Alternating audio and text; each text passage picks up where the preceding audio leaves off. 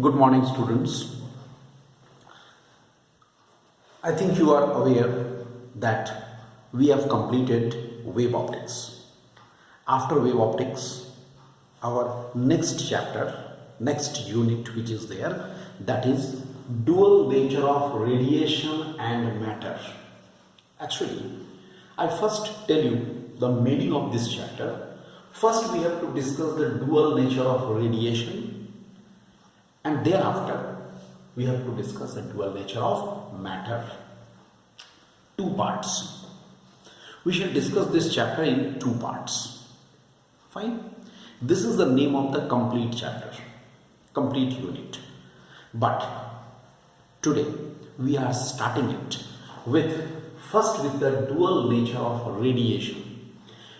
For the matter, we shall discuss it later on. So our discussion starts first with dual nature of radiation.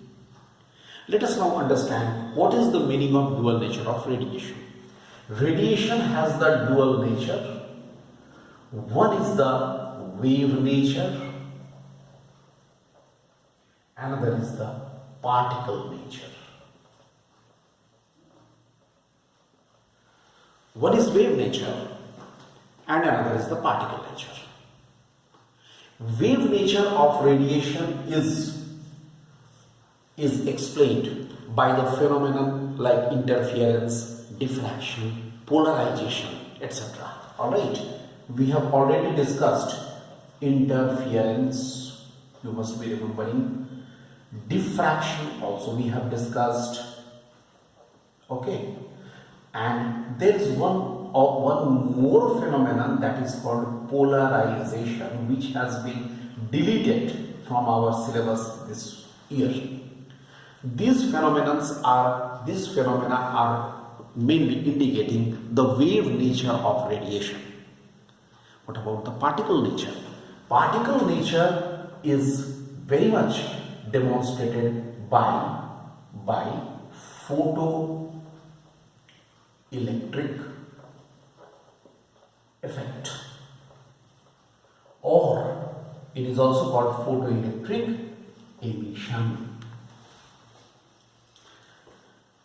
Alright, already we have discussed regarding this interference, diffraction and polarization in our wave optics chapter.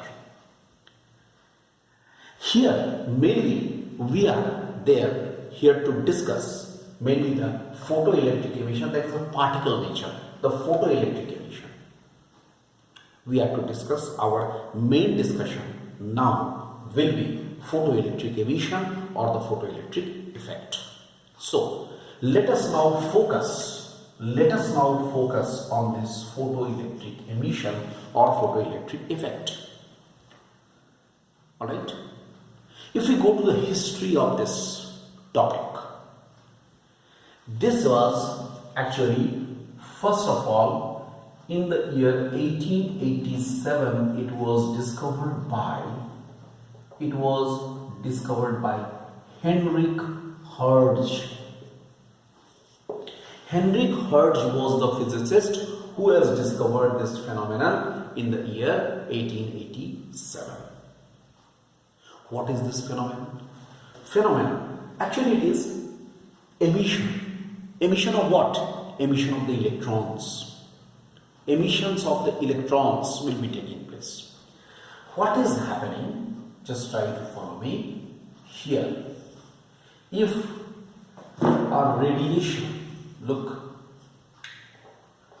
if a radiation of suitable frequency or amplitude, like this, suitable frequency or wavelength, if the radiations of suitable frequency and wavelength fall on certain metals surface of certain metals, right, then electrons are ejected out. Look, like this. Radiations are falling on this metal surface, okay, and the electrons are ejected out. Followed? So, what's happening? radiations of suitable frequency and wavelength are falling on certain metals like sodium, potassium, cesium, molybdenum, cadmium, etc. Right. Sodium, potassium, cesium, molybdenum, cadmium, etc. etc. Some more are also there. These metal surfaces, some specific metal surfaces are there, on which when the radiations fall, electrons are ejected out. Okay. So this phenomenon is called photoelectric emission. So in case of the photoelectric emission, I repeat, the radiations of suitable frequency and wavelength are incident on certain metals like sodium, potassium, cesium, molybdenum, etc.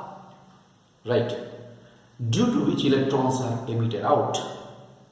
This phenomenon is called photoelectric emission, and these electrons are known as photoelectrons.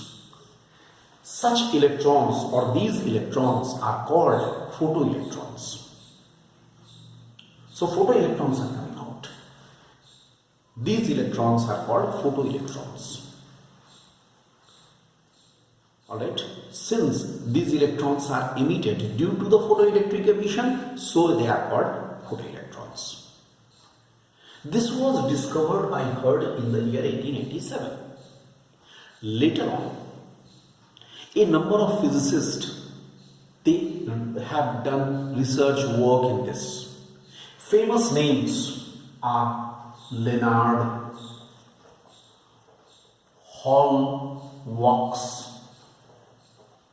okay, Millikan, etc. These are some famous names who did a number of research works, a lot of research works regarding this phenomenon. These names, important names are Leonard, Hall-Wax, Millikan, etc. Right. And afterwards, they also proposed some important, you can say, laws, which are called the photoelectric laws of photoelectric emission. But here, before that, now these are the few things which are going on, and they did these things. What are now we are going to discuss the important laws. These are called laws of photoelectric emission, which was mainly proposed by Leonard and Millikan. Leonard and Millikan, they suggested some important laws. These are called laws of photoelectric emission. So you can write also. I just tell you first point. Following are the important laws. Rate of emission of photoelectrons, right? Rate of emission of photoelectrons does not depend upon the frequency of the incident radiation, but depends upon its intensity. Okay, so number of photoelectrons emitted which are there, they are not depending upon its frequency, but depends upon its intensity. Whose intensity? Incident radiation. What is the meaning of the rate of emission of photoelectrons? That is means number of photoelectrons emitted per second. I write number per second. What number? Number of photoelectrons emitted per second. Number per second means number of photoelectrons emitted per second. Fine. That is called rate of emission of photoelectrons. So this rate is not depending upon the frequency, but it depends upon the intensity. Second point, you can note down these points. Second point, kinetic energy of the photoelectrons emitted. The photoelectrons which are emitted, they have some kinetic energy. So kinetic energy of photoelectrons emitted, it depends upon the frequency of the incident radiation. and not upon its intensity. Just reverse. The kinetic energy of the photoelectrons emitted does not depend upon the intensity, but it depends upon the frequency of the incident radiation. Just the opposite thing. Third point.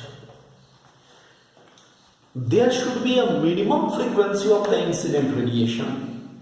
There should be a minimum frequency of the incident radiation below which photoelectric emission does not occur. This radiation which is falling, it should have a minimum frequency, right? And that frequency is known as the threshold frequency. Threshold